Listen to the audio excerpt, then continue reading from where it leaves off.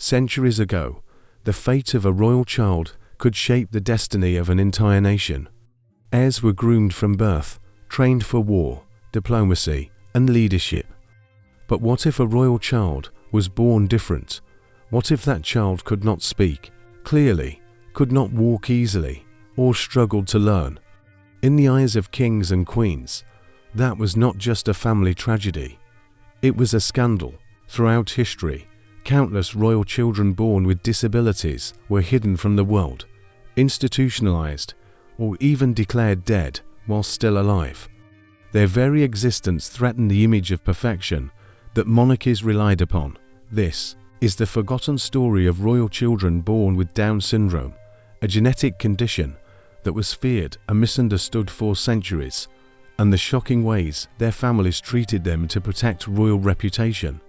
Down syndrome is a genetic condition caused by the presence of an extra chromosome. Most people have 46 chromosomes, but individuals with Down syndrome have 47. This extra copy of chromosome 21 changes the way their bodies and brains develop, leading to differences in physical appearance, muscle tone, and intellectual abilities. People with Down syndrome often have distinct features, such as almond-shaped eyes, a flatter face, smaller ears, and a single crease in the palm of the hand. They may also experience health challenges, such as heart defects, thyroid conditions, and developmental delays. Today, we know that people with Down syndrome can live full and meaningful lives. But in centuries past, before medical science understood genetics, these differences were feared. Many believed they were a curse from God, a sign of weak bloodlines, or even evidence of moral failing. And in royal families, where every heir was expected to embody strength and perfection, a child with Down syndrome was often treated as an unbearable shame. The Lyon sisters Narissa Bose-Lyon was born in 1919, and her younger sister Catherine was born in 1926. They were first cousins of Queen Elizabeth II and part of the extended British royal family. From a young age, it became clear that the sisters had severe intellectual disabilities, and it is believed that one or both may have had Down syndrome or a closely related condition. Rather than raising them in the royal household, the family decided to place them in the Royal Earlswood Hospital, a long-term institution in Surrey.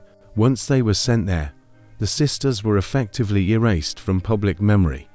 In an even more shocking twist, official family records falsely listed both sisters as deceased, even though they were alive and living in the hospital. Narissa remained at Earswood until her death in 1986, and Catherine lived there for nearly her entire life until she died in 2014.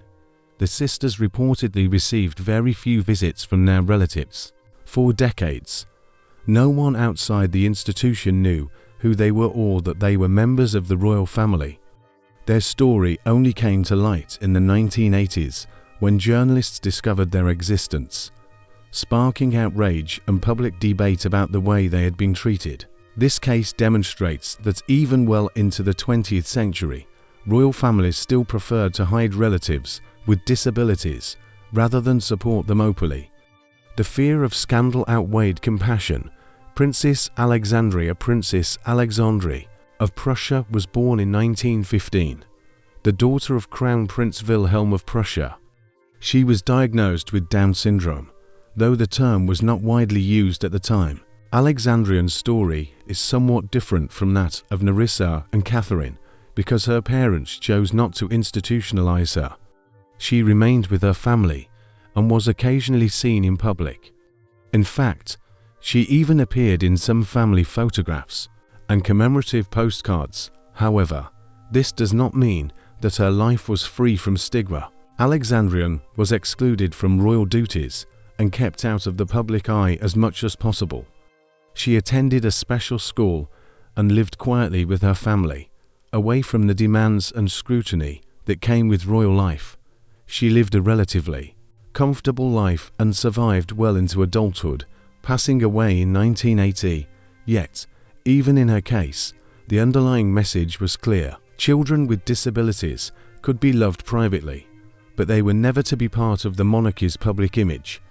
De Gaul, born in 1928, was the daughter of Charles de Gaulle, the man who would become president of France, and his wife Ivana was born with Down syndrome, and although she was not part of a royal family, she was a member of one of the most prominent families in Europe, unlike many children with Down syndrome at the time, and was raised at home other than being placed in an institution.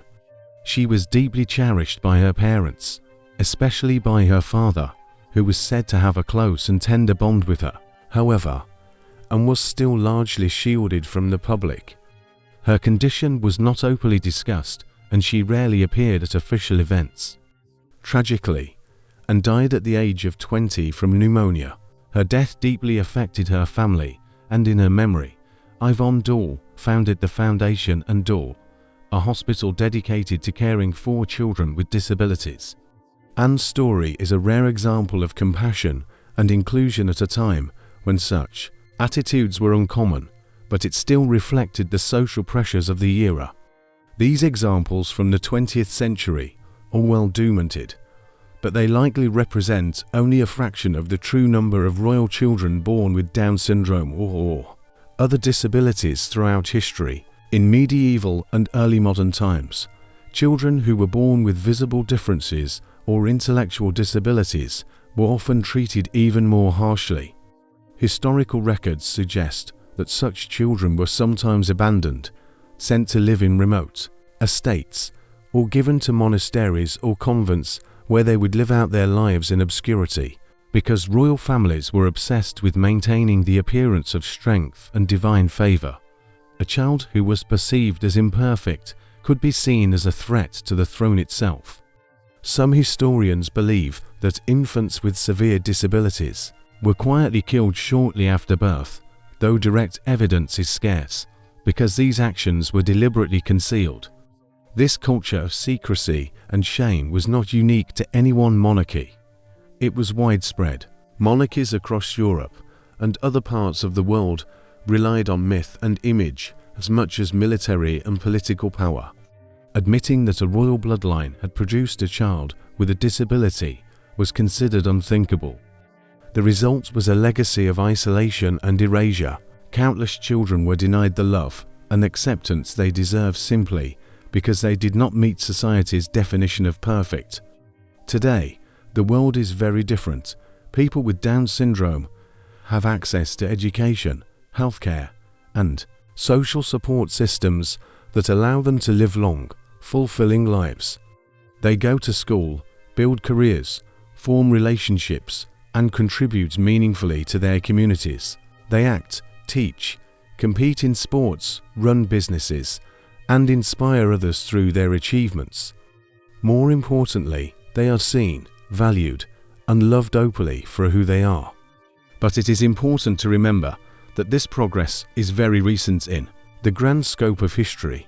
Only a few generations ago, things were tragically different.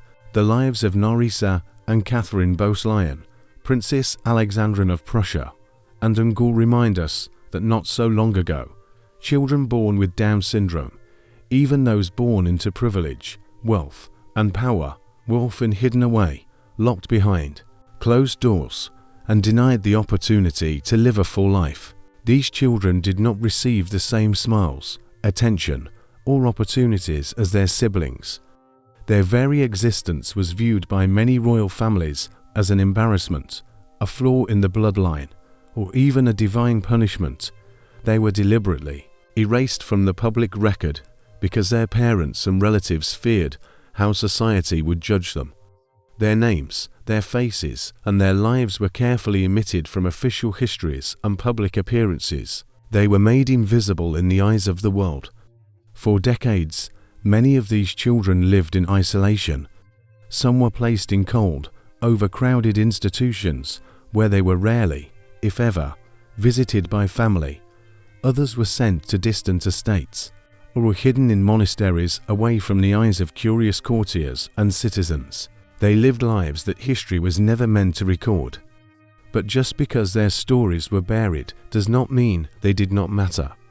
History is full of triumphs and tragedies of kings and queens who shaped nations and led armies, but some of The greatest injustices are the ones that were never meant to be seen.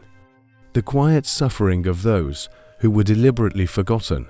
The children we have spoken about today lived in a time when disability was considered shameful, a secret to be covered up at all costs. Their lives, however, were just as precious and meaningful as those of any king, queen, prince, or princess. By remembering them now, we are doing something powerful. We are giving them the dignity and recognition that they were once denied. We are ensuring that they are not just statistics or whispered rumors, but human beings who deserve to be loved and celebrated. We also remind ourselves of how fragile progress can be. It is easy to look at the opportunities available to people with Down syndrome today and think that the battle for equality has been won. But discrimination and stigma still exist, and history teaches us how quickly compassion can give way to fear and secrecy when image and reputation are valued above humanity. These children's stories are more than just sad chapters in royal history. They are lessons. They remind us that no family, no matter how powerful, is immune to the fear of judgment. They remind us of the pain that secrecy and shame can cause. And they challenge us even today to be a society that does not hide or marginalize those who are different, but embraces them fully as part of our shared human story. By telling the stories of Nerissa and Catherine Beausoleil, Princess Alexandrian of Prussia and Gaul, and countless others whose names we may never know, we honor their memory. We bring their lives out of the shadows and into the light where they always belonged. And perhaps by doing so, we can ensure that no child, royal or otherwise, will ever again be treated as a secret to be hidden away, because every child, no matter their ability, no matter their difference, deserves to be loved, to be seen, and to have their story remembered.